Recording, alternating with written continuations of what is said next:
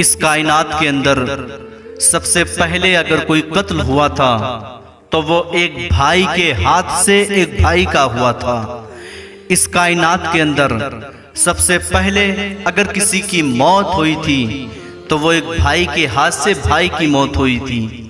اس کائنات کے اندر سب سے پہلے جو قتل کی بنیاد رکھی گئی، جو بنیاد رکھنے کی وجہ تھی، وہ صرف ایک عورت تھی۔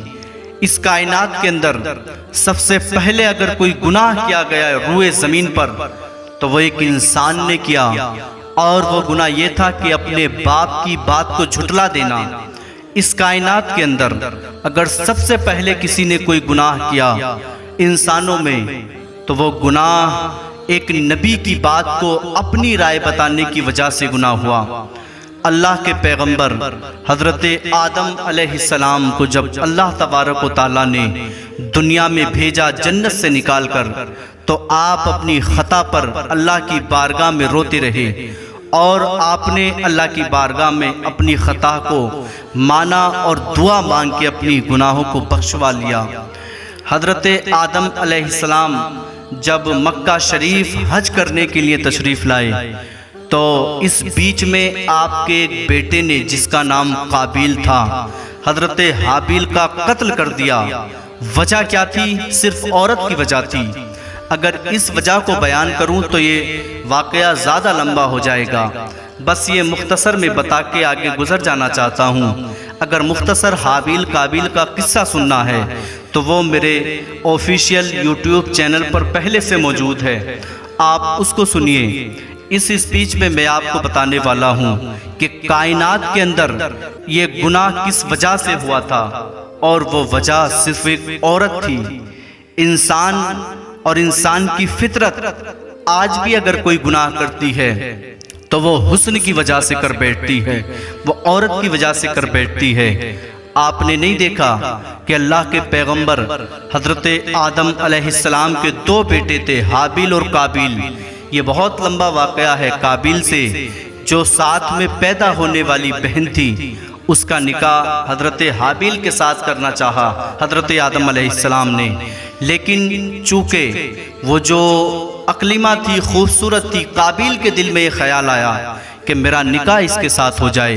اور حضرت آدم علیہ السلام کی شریعت یہ تھی کہ جو جوڑے کے ساتھ بچے پیدا ہوتے تھے ان میں آپس میں کوئی نکاح نہیں ہوتا تھا، وہ بھائی بہن مانے جاتے تھے۔ آپ ذہن قریب کریں، اس حسد میں لے کر کے، خوبصورتی کو لے کر کے، حسن کو لے کر کے وہ یہ بات کہہ بیٹھتا ہے اپنے بھائی سے، اے حابیل یاد رکھ میں تجھے قتل کر ڈالوں گا۔ حابیل نے یہ بات سنی اور اپنے بھائی سے کہا کہ تو مجھے قتل کرنے کے لیے ہاتھ اٹھائے گا لیکن میں تیرے اوپر ہاتھ نہیں اٹھاؤں گا، چونکہ حابیل اللہ تبارک و تعالیٰ کی ذات کو مانتا تھا، اور وہ یہ سمجھتا تھا کہ میں اگر قتل کے لیے ہاتھ اٹھاؤں گا تو رب تبارک و تعالیٰ ناراض ہو جائے گا۔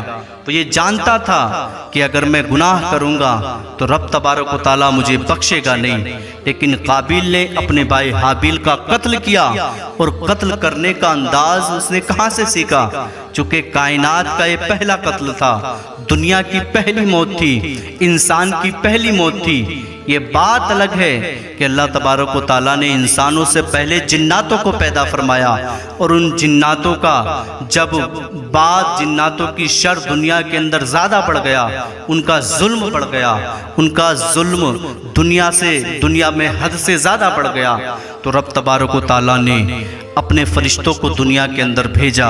وہ آنے کے بعد ان ظالموں سے، جناتوں سے جنگ کرتے ہیں، اور اللہ تبارک و تعالیٰ کے حکم سے، مرضی سے وہ فرشتے جناتوں سے جنگ جیت جاتے ہیں۔ یہ موضوع الگ ہے، لیکن انسان کی کائنات میں پہلی موت اور پہلا یہ قتل تھا جو بھائی نے بھائی کا کیا۔ اور سیکھا کہاں سے؟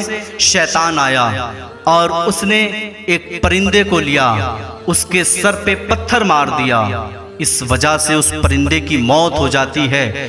حابیل کہتا ہے، قابیل کہتا ہے ٹھیک ہے اسی طرح سے میں قتل کر دیتا ہوں۔ اس نے اپنے بھائی کو قتل کر دیا۔ اب اس کی لاش کو چھپانے کے لیے جہاں تہاں بھٹکتا رہا۔ اللہ تبارک و تعالیٰ نے 2 کوے آسمان سے زمین پر بھیجے، جن کا ذکر کلام مقدس میں موجود ہے، اور وہ کوے آ کر کے آپس میں لڑنے لگے۔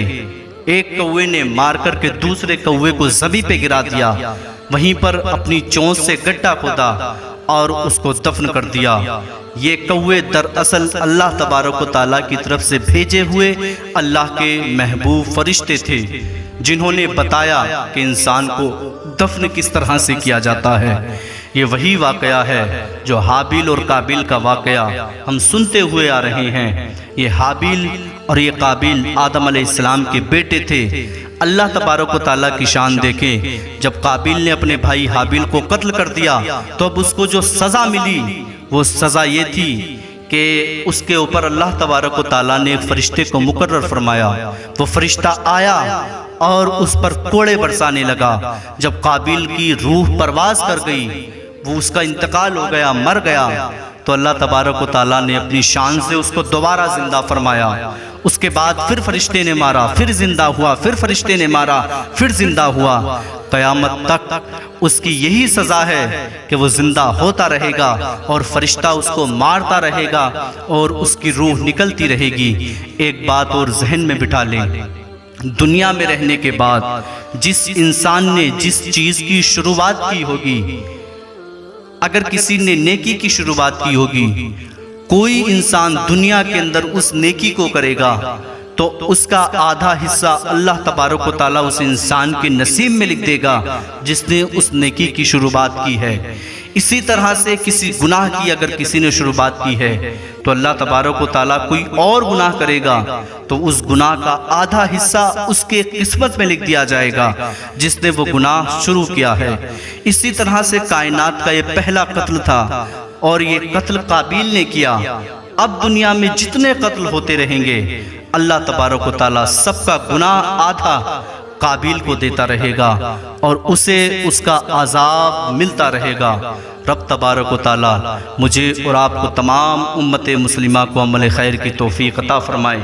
اس اسپیچ کے بعد، واقعے کے بعد انشاءاللہ میری کوشش ہے میں بہت جلدی حضرت آدم علیہ السلام کے بیٹے حضرت شیس علیہ السلام کا واقعہ آپ کی خدمت میں لے کر کے آؤں، اور اسی میں انشاءاللہ ذکر ہوگا کہ قابیل کی اولاد کا کیا ہوا اور دنیا کس طرح سے آگے چلی۔ رب تبارک و تعالیٰ کی بارگاہ میں دعا ہے اللہ پاک مجھے اور آپ کو تمام امت کو عمل خیر کی توفیق عطا فرمائے۔